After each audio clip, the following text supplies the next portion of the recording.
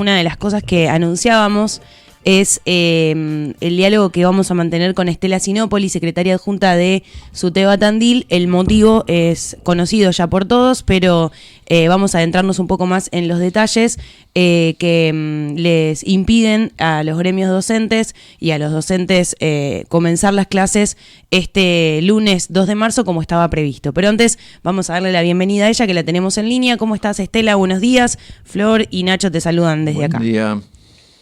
Buen día, ¿cómo están Florencia y Nacho? Bien, bien. Bien, muy bien. Bueno, Estela, nos adentramos un poco en los motivos de por qué. Yo recuerdo que ya hace bastantes años que las clases venían comenzando en la fecha que estaba prevista según calendario, pero bueno, entendemos que las circunstancias de este año son bien diferentes respecto a lo salarial. Hola. Sí, Hola, sí. ¿me escuchás? Sí, nosotros te escuchamos muy Se bien. me va la señal. Ah, bien. ¿Querés ¿Vos que...? me escuchás ahí? Perfecto. ¿Querés que te llamemos por WhatsApp? No, ahí me parece que me pico. A ver, bueno, en principio, Florencia, así como bien vos decís, este año nosotros tuvimos un congreso de CETERA el día 19 de febrero, con la representación de todos los docentes y las docentes de las diferentes provincias, y la verdad que bueno, en ese congreso se votó un plan de lucha porque el gobierno nacional sigue sin hacerse eco de la deuda que tiene para con las y los trabajadores de la educación.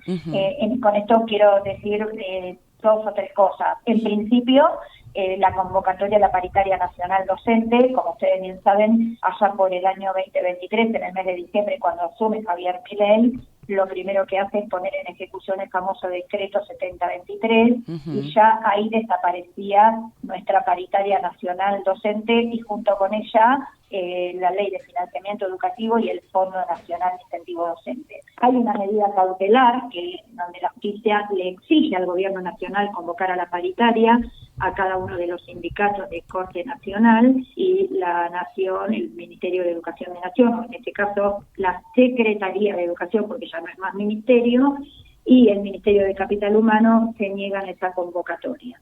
La verdad que la situación es muy compleja para nosotros y nosotras, porque, bueno, nuestros salarios, ustedes saben que la paritaria nacional nos indica ese piso por el cual ningún trabajador de la educación puede cobrar menos.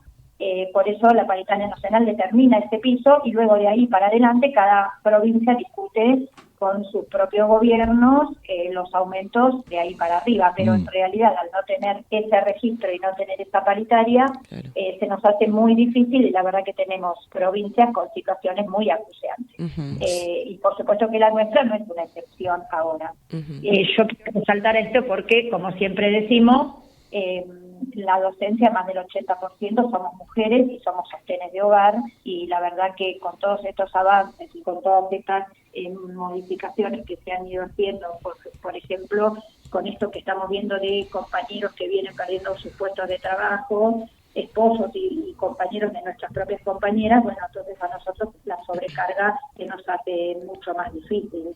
Tenemos compañeras y compañeros, la verdad que con endeudamientos muy difíciles de afrontar, ya sea por sus tarjetas de crédito, ya sea por haber pedido préstamos. Bueno, la situación hoy es muy difícil. Es interesante. Y a esto un puntito más que sumo es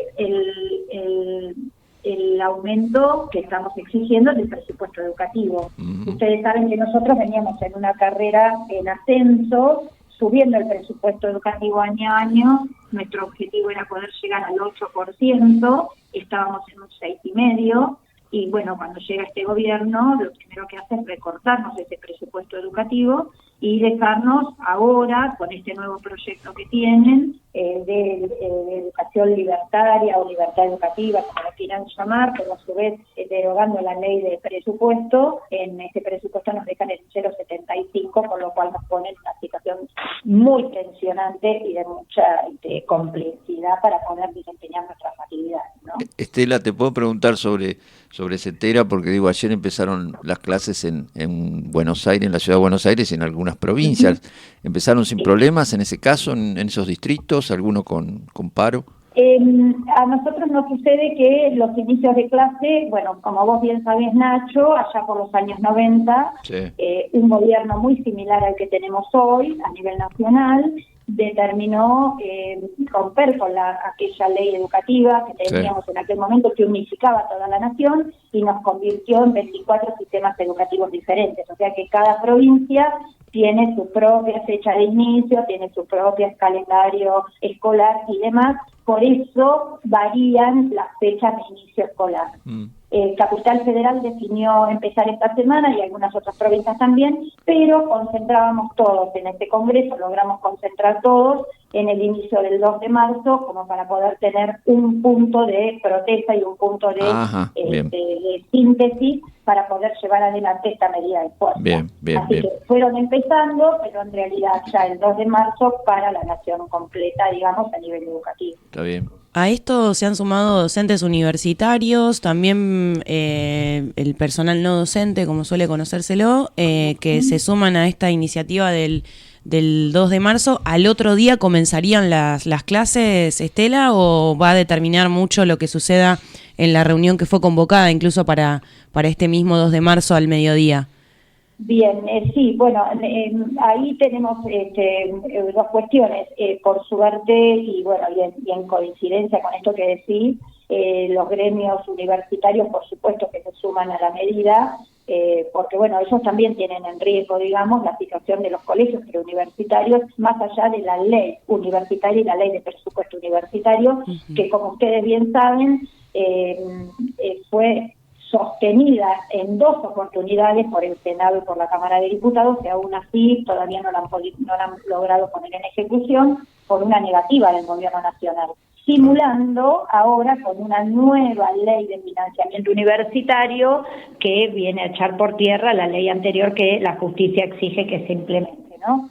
Esto nos pasa lo mismo que con la ley de discapacidad. Entonces, bueno, la verdad que estamos frente a un gobierno que hace oídos sordos a la justicia, que hace oídos sordos a la Constitución Nacional, y nosotros dimensionamos lo que llevaron la semana pasada a la Cámara de Senadores y luego a diputados, que tiene que ver con la ley de reforma laboral. La verdad que es una reforma de pauperización laboral, ¿no? De modernización laboral.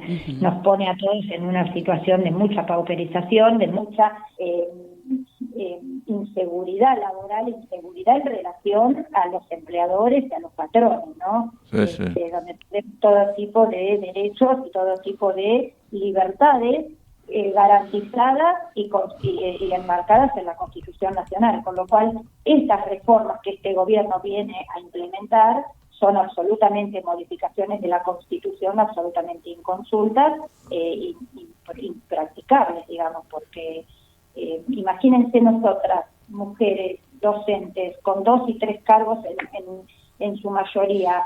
Es muy difícil que nos empiecen a manipular con el tema de los horarios, con el tema de los periodos vacacionales, con el tema de un montón de situaciones de vulneración de nuestros propios derechos, cuando nosotros también sobrecae sobre nuestras espaldas las tareas de cuidado, las tareas de contención y todo lo que se le parezca, ¿no? Entonces, bueno, me parece que este gobierno viene a implementar una ley de pauperización absoluta, en donde las clases que vivimos en un salario, que somos las clases trabajadoras, nos encontramos, la verdad que en un marco de absoluto abandono y de inseguridad, ¿no? Sin dudas. Sí, seguridad hoy es tener un salario, poder llevar la comida a tu casa, a eso me refiero con una seguridad, ¿no? Hoy la seguridad no es más policía en la calle, es dignidad para el pueblo trabajador. Entonces me parece que cuando nosotros nos sacan esta posibilidad, bueno, la inseguridad acrecienta, ¿no? Y la inseguridad en todos los sentidos, lo digo, ¿sí? Yo sé que es difícil de preguntar porque cada caso tiene, bueno, según cantidad de módulos, según cantidad de horas, pero para poner un valor, digamos, por lo que hoy se levanta un docente y dice, bueno, tengo que ir a trabajar por esto y lo hago porque tengo amor por la educación pública, porque la verdad que me conviene más atender un supermercado. ¿Cuánto está percibiendo hoy un docente que ya tiene algunos años, que ya tiene algo de antigüedad, digamos, en ese cargo? Bueno, yo te podría decir, por ejemplo, un docente que recién inicia hoy, sin ninguna antigüedad, tiene hoy un ingreso de 700.000 pesos por un cargo, ¿sí? Claro. Pero con todo lo que eso implica, yo tampoco quiero decir, bueno, viste, es un cargo, no, porque nosotras, como todos saben, los cargos de 4 horas o 4 horas y media son siempre al frente de las aulas, son frente a alumnos, igual que el profesor que tiene 10 módulos, que ese es el piso de un cargo. Ahora, nosotros dentro del aula, durante esas 4 horas y media, no podemos ni planificar, no podemos prever, no podemos pensar en cómo vamos a trabajar al día siguiente, cómo vamos a organizar nuestra tarea a lo largo de todo el año, cómo vamos a clasificar y a seleccionar contenidos y la metodología para poder hacer. Todo eso lo hacemos en horario extraescolar. Claro. Entonces, cuando empezamos a acumular cargos porque no alcanza nuestro dinero, porque no alcanzamos a llegar a fin de mes, como decimos habitualmente, bueno, toda esa calidad que nosotros tenemos que poner en nuestro trabajo se empieza a resentir. Y cuando empezamos a resentir la calidad educativa, no solamente resentimos la calidad, sino que resentimos también la fortaleza y la emocionalidad de cada trabajador y trabajadora. Lógico. Porque nosotros tenemos un compromiso con nuestros pibes y nuestras pibas, ¿no? Así que bueno, la verdad que estamos en una situación muy compleja y todos sabemos que hoy con 700.000 pesos no hacemos absolutamente nada. Entonces, imagínate vos, para poder subir de esos 700.000 pesos trabajando 10 años, llegás a 760, 780. Entonces, tampoco es que tenemos una diferencia absoluta, digamos, en que un cargo distinto me salvaría, ¿se entiende? Un maestro de grado con 10 años de antigüedad estaría cobrando 780.000 pesos. ¿Sí? Total. Entonces, bueno, la verdad que es muy difícil nuestra situación, ¿no? Y estamos escuchando todo el tiempo, bueno, que este mes va a aumentar el gas, que va a haber una nueva tarifa de luz, una tarifa de servicios, aumentaron los impuestos. Bueno, la verdad, ese es otro de los problemas que también estamos atravesando, que no lo tenemos que perder de vista, porque también nosotros decimos, bueno, la provincia debiera sentarse, porque tenemos la paritaria en stand-by a nivel provincial, porque bueno, no podemos terminar de definir dos cosas. Primero, la paritaria nacional, que es la que nos da este piso. Ahora, también lo que hay que terminar de poner en conocimiento es que el gobierno nacional le adeuda a nuestra provincia 14.7 billones de pesos. Claro. Allí dentro están parte de nuestro salario, que es el Fondo Nacional de Incentivo Docente, que eso involucra entre el 10 y el 15% de nuestro ingreso. Actualizado al día de hoy, ese incentivo por cargo serían 150.000 pesos más. O sea, que yo te digo que ganamos 700.000 pesos, bueno, entonces cualquier docente con el incentivo ya tendría un piso de 8.50. No es lo mismo, no es un montón, pero eso es una ayuda. Si tenés 2 cargos, serían 300.000 pesos. Hoy el gobierno nacional nos adeuda a cada trabajador y trabajadora de la educación con doble cargo, con 2 cargos de 4 horas, alrededor de 6 millones de pesos. Increíble, ¿sí? Increíble. Sí, porque sí. No lo están pagando desde enero del 2024, perdón. O sea, ya hemos cumplido en este enero los 2 años de deuda, 24 meses de deuda. Con lo cual, para nosotros eso es una complejidad, es muy complejo. Y esos 14.7 billones de pesos involucran esta parte de nuestro salario, involucra fondos de salud, fondos de infraestructura, fondos para seguridad, bueno, y todo lo que se necesita para que una provincia funcione. Dentro de esos fondos hay 3 billones de pesos que se le deben al Instituto de Previsión Social, que es nuestra caja jubilatoria. Claro. ¿Se entiende? Entonces, sí. Eso también nos está poniendo en riesgo nuestra caja jubilatoria. Claro. Yo digo, es un déjà vu de los años 90 y la verdad que a veces sí, creo que es un poco más cruel, porque en aquellos años lo pudimos ir sobrellevando a lo largo de 10 años y era un poco más a cuentagotas que ahora. Ustedes fíjense que en estos 2 años a nosotros nos han metido en una transformación constitucional absolutamente inconsulta y nos han dejado totalmente vulnerados en relación a todos nuestros derechos. Sí. Sobre todo, también lo quiero decir, los derechos de nuestros pibes y nuestras pibas en las escuelas. Sí. Cuando sus papás se quedan sin trabajo, cuando sus papás no pueden llevar el sustento al hogar. Bueno, lo estamos viendo con los comedores escolares, donde crece la demanda, y lo estamos viendo con el programa MESA, que es el programa de la provincia, que tienen esa caja de alimentos para las familias que lo necesitan, y hoy es cada vez más la cantidad de familias que recurren a solicitar ese sostén y ese soporte, porque no se llega. Si esto avanza, cada vez menos trabajo, cada vez menos ingresos. Nuestros pibes a veces en la escuela secundaria nos dicen: profe, no voy a poder venir todos los días, tengo que ayudar en mi casa, tengo que ayudarle a mi papá, tengo que salir a laburar. Bueno, esto nos pone en un estado de absoluta degradación educativa. Como ya les decía hoy, se resiente la calidad, se resiente la asistencia de los pibes y las pibas a las escuelas, y la verdad que lo principal, ¿qué es lo que se resiente? El futuro que nuestros pibes y nuestras pibas pudieron haber soñado en algún momento, pero también a nosotros el futuro del país que hemos soñado en algún momento, en donde pretendíamos ser una Argentina pujante, una Argentina productiva, una Argentina con trabajo para todas y todos, una Argentina que cuidara nuestros recursos, porque somos de los países que mayor recursos tienen, y hoy los estamos dilapidando. O sea, estamos dilapidando nuestra propia riqueza en función del bolsillo de unos pocos, que al momento de distribuir bajan las persianas y si te he visto no me acuerdo. Y eso lo estamos viendo todos los días en un caso diferente de cierre de fábricas y desocupación. La escuela es la primera caja de resonancia de esta situación, ya sea porque los pibes la pasan mal en sus casas, porque en sus casas se han sucedido estas cuestiones, o porque nuestras propias compañeras y compañeros lo están viviendo en sus propios hogares. Somos parte de la misma comunidad y de la misma sociedad, por lo tanto estamos todos golpeados de igual manera.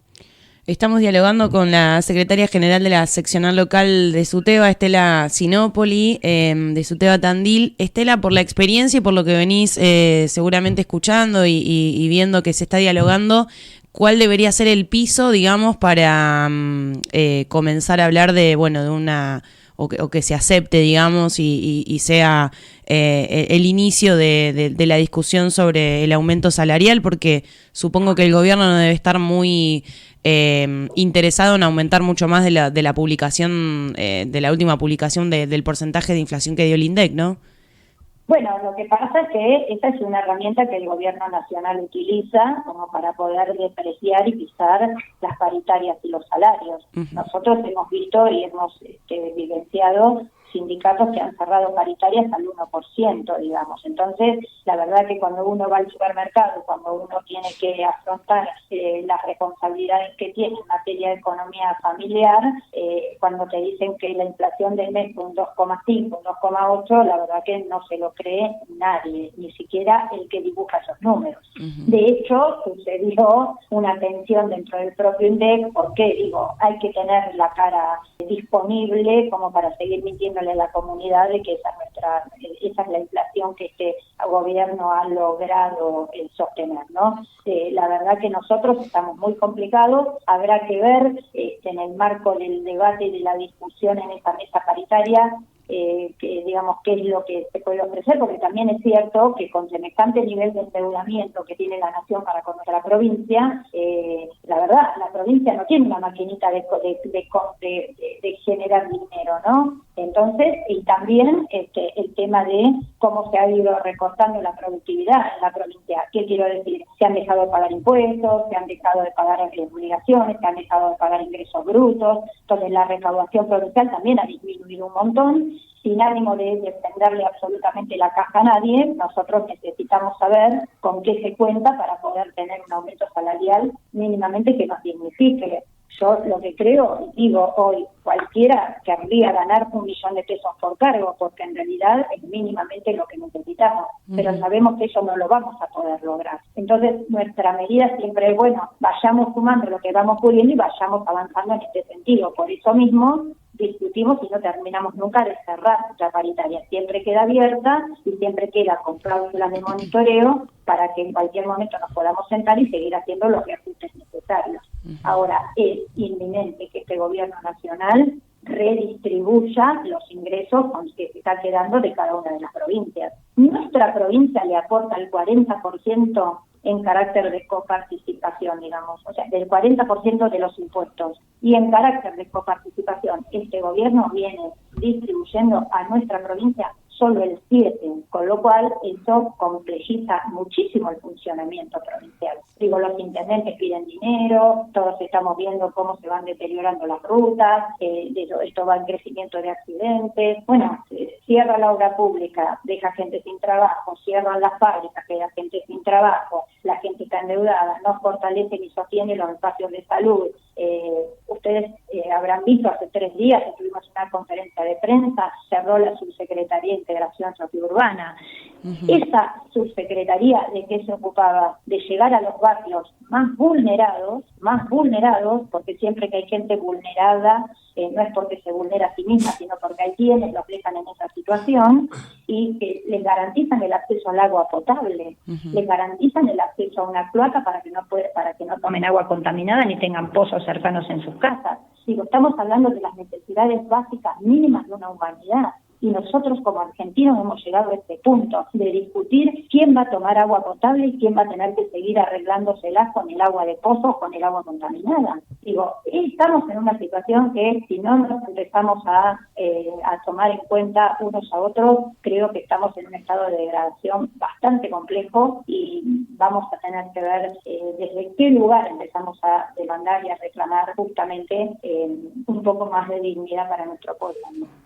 Estela, te enviamos un fuertísimo abrazo y te agradecemos siempre por la comunicación y por los minutos que nos brindás al aire.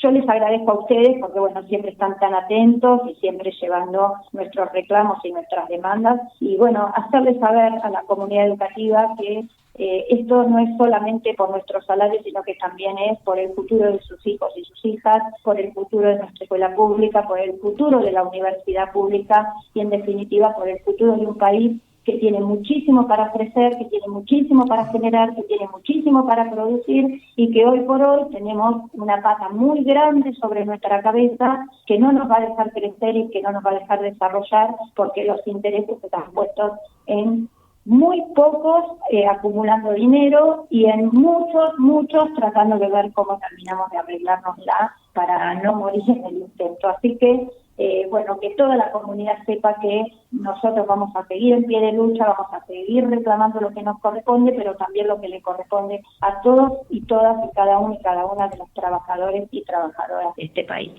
Este país se ha sostenido con mucho trabajo y con mucha gente poniendo mucho esfuerzo, incluso hasta su propia vida, para tener el país que hemos sabido tener.